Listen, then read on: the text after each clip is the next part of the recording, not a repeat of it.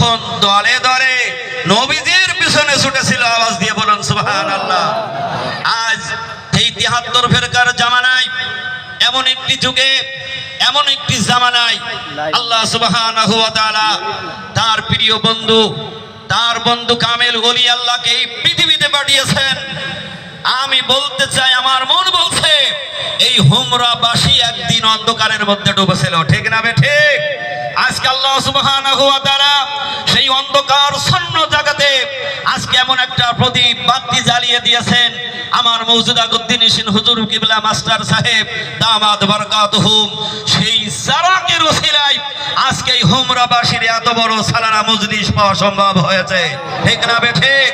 আল্লাহ সুবহানাহু ওয়া তাআলা তিনি কালাম পাকের মধ্যে কি বলেছেন? আমি আপনাদের সামনে দাঁড়িয়ে আছি, আমি কোনো বড় মাপের মুফতিও নই, বড় আলেম ওলামা নই, কোনো কিছু নই, তারপরও আমল আরো খারাপ। শুধু আমার মুর্শিদের হুকুম পালনার্থে সংক্ষিপ্ত সময় আমি আপনাদের সামনে দাঁড়িয়েছি একটু দোয়া নেবার জন্য।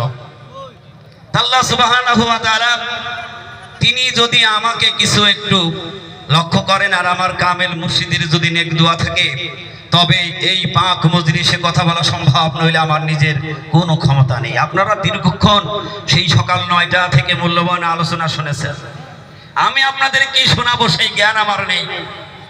আমি সংক্ষিপ্ত একটা সূরার মধ্যখানের ছোট্ট একটি আয়াত কারিমা তেলাওয়াত করেছি। আল্লাহ রাব্বুল আলামিন সূরাতুল ফাতিহার মধ্যে ইহদিনাস সিরাতাল মুস্তাকিম, এরা ঘুরে মেরে প্রত্যেকটা মানুষ আমাইতে ছেড়ে দিই, আমরা যারা নামাজ আদায় করি, নামাজের মধ্যে আমরা কিন্তু প্রত্যেকেই তেলাওয়াত করি ইহদিনাস সিরাতাল মুস্তাকিম, আল্লাহ সরল সঠিক সোজা রাস্তায় আমাকে পরিচালিত করো। তো সরল সোজা সঠিক রাস্তা কোনটি? আল্লাহ সুবহানাহু ওয়া তাআলা কালাম পাকের মধ্যে তার স্পষ্ট করে দলিল দিয়েছেন। আল্লাহ পাক বলতেছেন, হে দুনিয়ার মানুষ, তোমরা কি জানো সিরাতাল মুস্তাকিমের রাস্তা কোনটা? আল্লাহ বলছেন, মিনান নাবিয়্যিনা ওয়া সিদ্দীকিনা ওয়া শুহাদা ওয়াস সালিহিন। আল্লাহ রাব্বুল আলামিন কোরআনে হাকিমের মধ্যে বলেন, এক নম্বরে হলো আমার নবী, দ্বিতীয় নম্বরে সিদ্দিকিন, তৃতীয় নম্বরে শহীদিন, চতুর্থ নম্বরে আমার মালিক আল্লাহ তাআলা ডাকলেন, চতুর্থ নম্বরে হলো সালিহিন। এই সালিহিন তো তারাই হলো কামেল ওলি আল্লাহ। আমরা শুধু ওলি আল্লাহ মনে করি, কিন্তু তারা কি, তাদের মর্যাদা আল্লাহর কাছে কত বড় হবে? আল্লাহর হাবিব বিশ্ব নবী জনাবে মুহাম্মদ রাসূলুল্লাহ সাল্লাল্লাহু আলাইহি ওয়াসাল্লাম একদিন সাহাবাদের সামনে দাঁড়িয়ে বলেন, আমার সাহাবারা, তোমরা তো জানো না, আর আমি নবী যা জানি পৃথিবীর কেউ তা জানে না। আল্লাহু আকবার বলেন। আল্লাহর হাবিব বিশ্ব নবী বলেন, কিয়ামতের দিন, মুসিবতের সময়, যেদিন মা তার দুগ্ধ পশু সন্তানকে চেনবে না, বাবা তার স্ত্রীকে চেনবে না, স্ত্রী স্বামীকে চেনবে না, মা বাবা ছেলেকে চিনতে পারবে না, সেই মুসিবতের দিনে মানুষ হয়রান হয়ে যাবে, পেরেশানি ভোগ করবে। আকাশের দিকে হাঁ করেছে থাকবে আমার সাহাবারা। ওই কঠিন দিনে আমার উম্মতের মধ্যে, আমার এক শ্রেণীর উম্মতেরা আমার আল্লাহ রাব্বুল আলামিনের নূরের তাজাল্লির মধ্যে তারা আল্লাহর আরশ আজিমের নিচে নূরের মেম্বারের উপরে তারা বসে থাকবে। সেদিন তাদের কোনো ভয় ডর, কোনো চিন্তা থাকবে না। আল্লাহ সুবহানাহু ওয়া তাআলা সূরা ইউনূসের ৬২ নম্বর আয়াতের মধ্যে ওই কথাটা পরিষ্কার করে শোনালেন। সাহাবায়ে কেরাম জিজ্ঞেস করেন, ইয়া রাসূলুল্লাহ, তাদের মনের ধ্যান ধারণা, মনের কথা মনে হয় আল্লাহ সুবহানাহু ওয়া তাআলা তার পয়গম্বরের কাছে ওহী করেছে, এই জন্য পয়গম্বর বলেছে। আবু বকর, ওমর, আলী দাঁড়িয়ে গেলেন, ইয়া রাসূলুল্লাহ, হাবিবাল্লাহ, তাদের মনে আসা নবীজির কাছে জিজ্ঞাসা করব, নবীজি যদি আমাদের কথাটা বলে দেন তাহলে তো আমাদের আরো বেশি খুশির কথা। সুবহানাল্লাহ জোরে বলেন। মেহেরবানি করে খাননি তাবারুক খেয়ে নেবে, মেহেরবানি করে যারা তাবারুক খাননি তাবারুক খেয়ে নেবে। আবু বকর, ওমর দাঁড়িয়ে বললেন, ইয়া রাসূলুল্লাহ, আপনার উম্মতের মধ্যে তারা কারা? আল্লাহ রাব্বুল আলামিনের পয়গম্বর বিশ্বনবী জনাবে মুহাম্মদ রাসূলুল্লাহ সাল্লাল্লাহু আলাইহি ওয়াসাল্লাম সাথে সাথে কোরআনুল কারীমের আয়াত তেলাওয়াত করে শুনিয়ে দিলেন, আলা ইন্না আউলিয়া আল্লাহ লা খাউফুন আলাইহিম ওয়ালা হুম ইয়াহজানুন।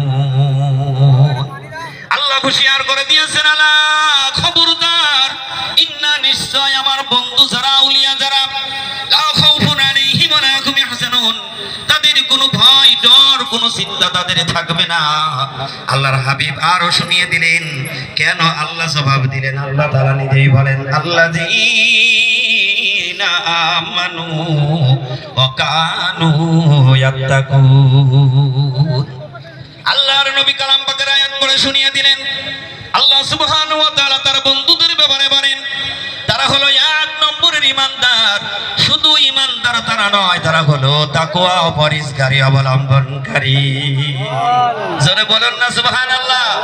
আজকে সেই কামেল ওলি আল্লাহর পাক ভূমিতে আজকে আমাদের সুযোগ করে দিয়েছেন আল্লাহ, কিন্তু আল্লাহ সুযোগ করেছেন আমার মুর্শিদ জামানার কুতুবার বিল্লার বাদশা হযরত মাওলানা সুফি মুফতাদান গাজী রাহমাতুল্লাহ আলাইহি, তিনি বলেছেন, যারা ইহদিনাস সিরাতাল মুস্তাকিমের রাস্তায় চলতে পেরেছো এবং ওলি আল্লাহর মজলিস পেয়ে গিয়েছো, মজলিসে ওই চাটাইতে বসেছো, তাদের পেছনে তিনটা কাজ রয়েছে। সুবহানাল্লাহ, আসতে বলুন। তিনটা কাজ আমার মুর্শিদ বলেন। এক নম্বরের কাজ হলো ওই ব্যক্তির পিতা মাতার নেক দোয়া। যার পিতা মাতার নেক দোয়া দিকে যাবে, দুনিয়ার মধ্যে ওই মানুষটা শ্রেষ্ঠ মর্যাদার মানুষ হয়ে যাবে। যেমন বাইজিদ বুস্তামি রহমাতুল্লাহ আলাইহি, তার মা দোয়া করেছিলেন। কি দোয়া যেন বাইজিদের জন্য করেছিলেন? বাইজিদের মার জ্বর হয়েছে, গভীর রাতে ডাক দিলেন, বাইজিদ আমাকে এক গ্লাস পানি দাও। পানির কাছে গিয়ে বাইজিদ দেখলেন কলসে পানি নেই, দূরে পানি আনতে গিয়েছে। পানি আনতে দেরি হয়ে গেল, এসে তাকে মা ঘুমিয়ে গিয়েছে। বাইজিদ বুস্তামি রহমাতুল্লাহ আলাইহি পানির গ্লাস হাতে করে মার শিয়রে দাঁড়িয়ে রইলেন। ঘুম কখন ভাঙবে আর কখন মাকে পানি খাওয়াবে এই অপেক্ষায় দাঁড়িয়ে আছে। ফজরের আযান লেগে গেল। বাইজিদ বুস্তামি রাহমাতুল্লাহ আলাইহি তবু গিলাস হাতে করে দাঁড়ানো। মার ঘুম ভেঙে গেছে। মা তাকিয়ে দেখে বাইজিদ আমার শিয়রে দাঁড়ানো। মা ডাকতে বলে, বাইজিদ তুমি এখানে দাঁড়িয়ে